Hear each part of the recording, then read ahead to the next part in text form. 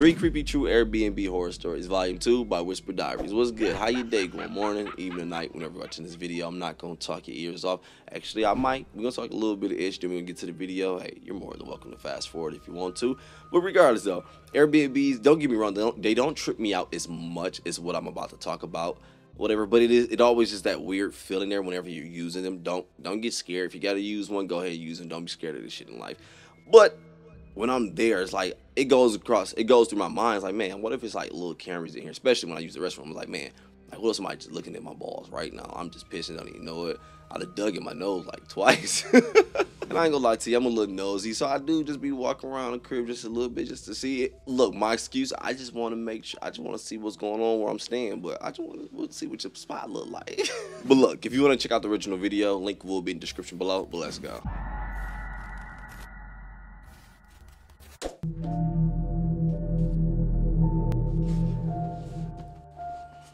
I owned an Airbnb house for several years. I stopped due to the stress of keeping up with it, as well as maintaining my actual job. The benefit of using Airbnb instead of renting the place out like you normally would is that you would have the chance to make a lot more money if your house gets booked a lot. Being in a relatively high traffic area for vacations, Airbnb was a great option for us. My wife and I were excited in the beginning, but it got more demanding as more people booked the house. We needed to keep everything on schedule and hire cleaning services after the first customers left and before the next ones came, as well as be sure to respond to their messages and emails in a timely manner. But things were going well for a couple years before we had what we thought was a young couple staying at the house. Just like every other time, when they arrived, I texted them the unlock code for the door. I almost never actually see the customers. After they let me know that they were inside and everything was good, I sat back and relaxed for the rest of my day off. I should also mention that I almost never even talk to the customers more than just a couple texts. Usually they text me when they get there and when they leave, and sometimes an occasional question about the house, but that's usually it. But as 9 o'clock came around and I was just about to get ready for bed, I got a text from the young man staying at the house. It was short, saying he was going to call me in a minute, and then a minute later he called. I already had a bad feeling when I saw the text, but what he said still surprised me. He said that the water wasn't working in the house. Of course, I apologized, though I didn't understand how that could be possible. But living in a house without water is unacceptable, so I knew I had to get it fixed immediately. I asked if I could come check it out really quick so that I could have someone come in the morning to fix it. He agreed, being very polite about the whole thing, and I drove over there a few minutes later. Pulling into the driveway, I noticed 2 cars. At the time, this wasn't necessarily a red flag, but more just an odd thing I noticed because they were apparently a young couple on vacation for a single night, so I didn't understand why they would rent 2 separate cars. I thought someone must be visiting them, which actually isn't allowed, but I didn't mind so much. Man, people don't care. I walked up to the front door and knocked, before entering the code and walking inside. It was very quiet. I expected them to be waiting for me, but they weren't anywhere that I could see. I probably should have looked around for them first, but I was tired and just wanted to get this over with. The first thing I wanted to check was the main water valve to make sure there wasn't a leak or a flood, so I went down to the basement and over to the valve. Everything seemed normal, no water anywhere or signs of damage. I was confused, but then I fiddled with the valve and immediately heard water start rushing again. Of course. I turned it more, realizing it had been completely shut off manually. I stayed in the basement for another minute, trying to understand why this was done, before I started to get a really uncomfortable feeling, especially since I didn't even see the people when I walked inside. I just couldn't see how it could have been anyone other than them who turned off the water, which meant they were trying to get me to come over on purpose, or maybe give them a discount on their stay for the inconvenience. I decided I was going to leave and get in my car, then try calling them back just to be safe. I got up and started walking towards the stairs, until I heard the basement door open, followed by multiple sets of footsteps walking down. When they got to the bottom, 3 men stood there. "Is it fixed?" one of them said, sounding like the same man I talked to on the phone, though all of these men were much older than the young man that I thought was staying at the house. I told him it should be working now, and that the valve must have just tightened on its own. I was trying not to point any blame, since the whole thing was making me so uncomfortable. I just wanted to get out of that basement and away from these guys. They all just kind of stood there looking at me, not saying anything after that. "Well, let me know if you need anything else," I said, walking between them, trying to get to the stairs. They still just stood there, watching me walk around them, but as I went past the third guy closest to the stairs, I spotted a gun shoved in the back of his pants. It made me freak out a little, and I rushed a bit quicker up the stairs, but they didn't follow. They stayed in the basement as I quickly walked out the door and drove away. Never mind. When I got home, I woke up my wife and told her what had happened. She convinced me to call the police to check up on them. They weren't the people we thought were staying there, and the situation was strange, so it felt justified. I think we waited 20 minutes before a call came from an officer claiming nobody seemed to be home and that he may need me to open the door. I gave him the code instead, and he called back another 20 minutes later, saying that there was no signs of anyone still being there. The next day, we found out the card the man paid with was stolen, and after looking around the house, they had stolen some expensive decorations and appliances as well. I guess there never actually was a young couple either. The one thing that was left unexplained was their whole plan with the water not working. I think they either wanted me to not charge them for their stay, so that hopefully they could use the stolen card for longer, or they were planning on robbing me at gunpoint. But then that makes me question why they didn't. 3 dangerous, unidentified men blocking my exit in the basement after leading me into a trap, and they just let me go. It doesn't make sense to me. Yes, it do. He wanted you to see that gun. Because, look, we here. They thieves, dog. They ain't sound like they ain't trying to hurt nobody. They just want to save some money. It sound like you see the gun was just intimidation. Like, yeah, I want you to be intimidated. Like, oh, shit, yeah, you see it. I ain't going to acknowledge it, but yeah, you see it. And we sitting here weird as hell, not even moving. Go ahead. You go to your car, dog. We chilling. Just sit here and watch it. So, of course, I don't want to charge, dog. Let that nigga go. Boy, I knew that was a lick. Come on now. I'm from Michigan. Come on now. I see this shit, boy. 3 dangerous, unidentified men blocking my exit in the basement after leading me into a trap. And they just let me blocking my exit in the basement after leading me into a trap. And they just let me go. It doesn't make sense to me. But after that, I never went to the house while customers were home. And a few months later, we stopped using Airbnb and just put the house up for rent. Said, fuck that, I'm done with this shit. This is dangerous to being a rapper.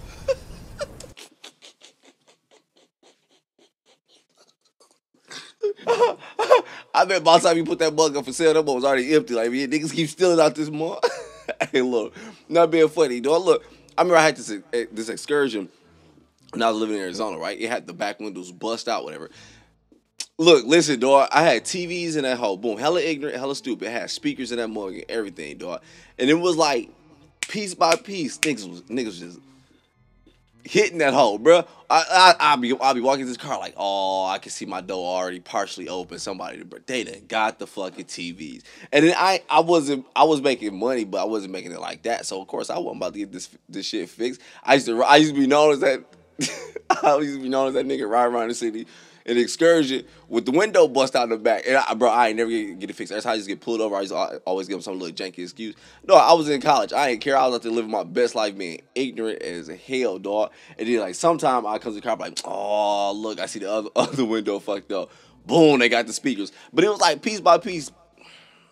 Fuck you, dog. That shit was pissing me off, dog. And I was like, man, I gotta get a gun. I gotta go home. Dog, you gonna take a couple L's before you catch you a dub. So be ready, dog. Shit happened. After that, I never went to the house while customers were home. Just don't hold too many. A few months later, we stopped using Airbnb and just put the house up for rent. Bounce back, nigga. Sell the house. Be smart. I was taking a solo trip to Salt Lake City last year. I'd never actually had the chance to go on many vacations before, and when I did, it was always with my family. This was the first time I was finally going to get to enjoy my time somewhere else all by myself. I know it sounds a bit weird, but being alone is fine with me, especially since I'd never get to be alone. Anyway, I looked up both hotels and Airbnbs in the area, and surprisingly, the Airbnbs were a lot nicer and less pricey. However, all the cheaper ones were a bit further away from the city. I was driving my own car though, so I didn't care too much about having to travel a bit to the city, and went with a nicely sized Airbnb. It was small, but the kitchen and bedroom were nice, which was all I really cared about. I got there at 6 on Sunday morning.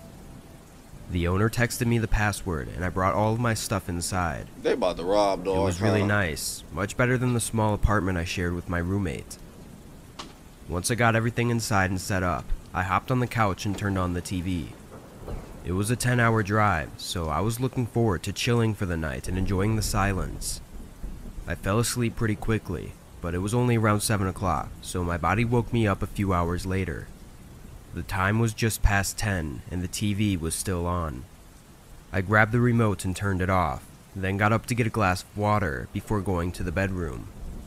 As I walked from the living room to the kitchen, I felt a strong, cold breeze brush against me.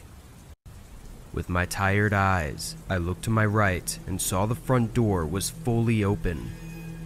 My eyes shot open and my heart pounded. I stared at the door for a moment, then looked around the room. I knew I had closed it, and it's almost like this movie. I keep meaning to freaking watch it. Barbarian, where I think it was like a girl who was like staying at the Airbnb or some shit like that with someone. It's kind of sounding like that, whatever. Right, and saw the front door was fully open. My eyes shot open and my heart pounded. I stared at the door for a moment, then looked around the room. I knew I had closed it and locked it, so this was really freaking me out. I walked over to the door and closed it softly, listening intently for any sounds of someone being inside. For reference, I'm not the biggest guy in the world, but I am fairly tall and in shape, so unless an intruder had a gun, I felt confident I could force them away. I grabbed a kitchen knife, still being quiet, and walked room to room, checking every inch of the house. Nobody was there. This only confused me more, and I sent a text to the homeowner asking if someone was supposed to come over tonight or something, explaining what happened. It was late though, so I didn't expect a response right away. I went around to every door, locking each one, then quickly checked the house again. While more awake than I was before, I was still really tired. I went to bed and fell asleep with no trouble. When I woke up though, I was much less calm than I was before. I heard something from outside. Not outside the house, but outside my bedroom door.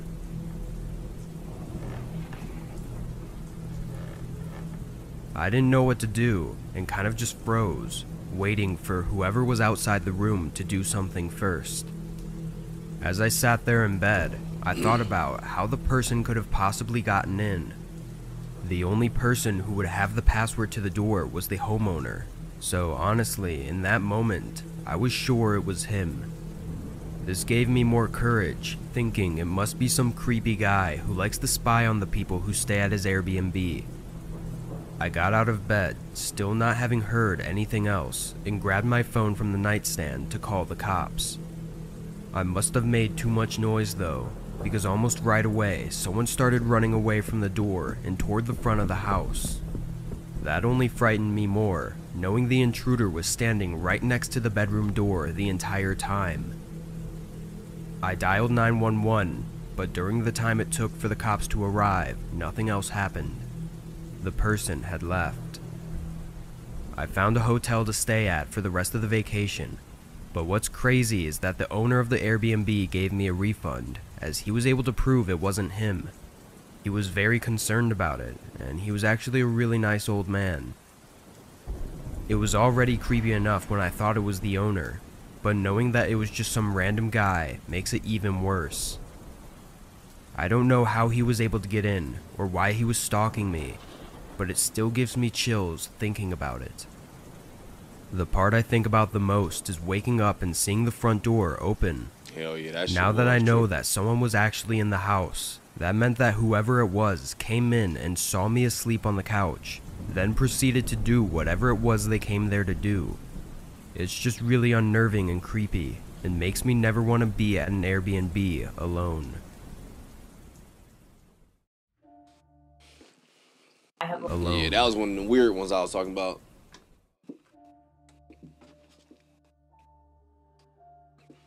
I was staying at a small 2-bedroom Airbnb during a vacation I took last year. This place was on the way to another Airbnb that I was going to stay at for the main portion of the vacation, but this was more of just a rest stop for the night. The place was clean and empty, just as expected when I arrived. I walked around the whole house to check it out before bringing in my luggage and sitting on the couch. It was probably 8 p.m. by this time of night. As I sat, dozing off a little, the doorbell ringing made me jolt awake. I looked over at the front door, confused and alarmed. I was a pretty small, young girl, so it's safe to say I'm often scared easily and don't like talking to strangers, especially at night when I'm alone. I got up and walked over to the door, hearing 2 men whispering to each other on the other side. The door didn't have a safety lock or anything, so I just kept the door shut and called out to them. "Hello? Hey, we're here for the Airbnb. Can you open the door?" A man called out.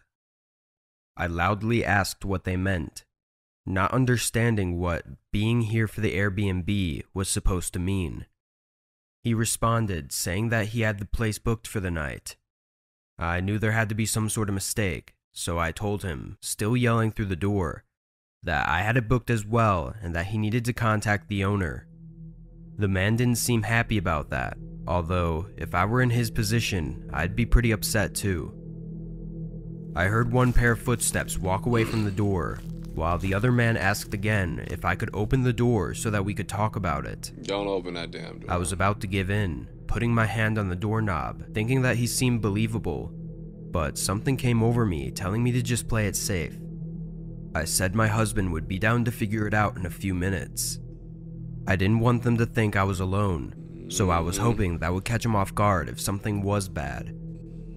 The man didn't respond though. I waited for another minute because I didn't hear any footsteps leaving, but then I moved the short curtain to the side and looked out the small window. The man I'd seemingly been talking to was facing towards his car parked in the driveway, and past him was one of the most terrifying things I've ever seen. A group of maybe 5 people was standing further down the driveway, kind of hiding as if waiting for a signal. They all had some form of face coverings, and I couldn't see the other side of the door, but I assumed there were even more people over there. Knowing that this was very likely a gang due to the city I was staying in, I was completely horrified. I backed away from the door, fully panicked and trying not to hyperventilate. I then went to the bedroom to get my phone and call the police, and I could hear more footsteps all around the house. It was like I was surrounded by a pack of wolves who at any minute could crush the windows and break inside.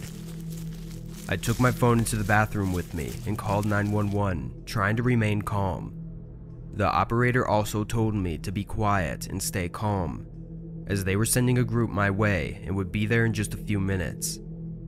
I stayed on the line, still hearing footsteps walking around outside the place, until the horrible sound of wood bending and then snapping came from the front door. I was crying profusely now, trying to muffle my mouth with my hand. I listened as a whole group of people ran inside, opening doors and cabinets before one approached the bathroom door and tried the handle. "Here," he yelled, then walked away. The group continued looting the house before sirens were heard in the distance and they began to scatter out of the place.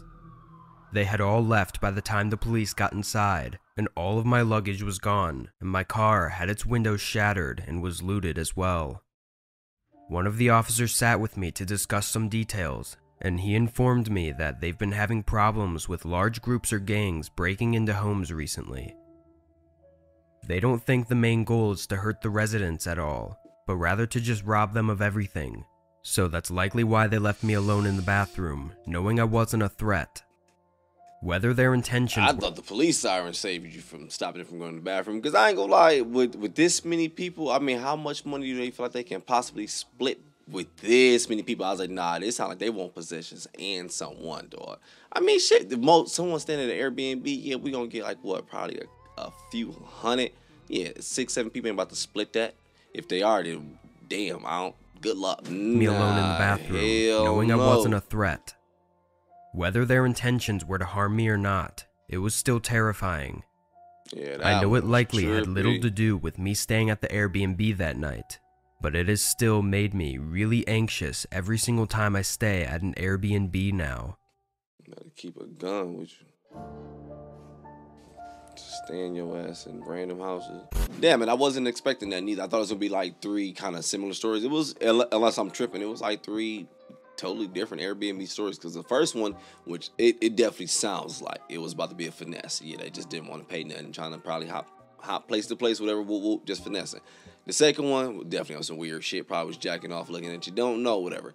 The third one, that one sounded like it almost got dark, but hey, I could just be overlooking that one. But regardless, I'm gonna go ahead and get up out of here, man. Be safe if you are staying at these mugs and shit, or if you are renting these mugs out, because I heard some effed up stories for people who do the Airbnb, like renting out to people. Of course, like how we heard in the first one, like, man, the property just be effed up. But yo, I ain't in that business, though. I'm about to go ahead and get up out of here. If you enjoyed the video, go ahead and click that like button. I appreciate it. Enjoy your day, morning, evening, night, but I'm out, dog.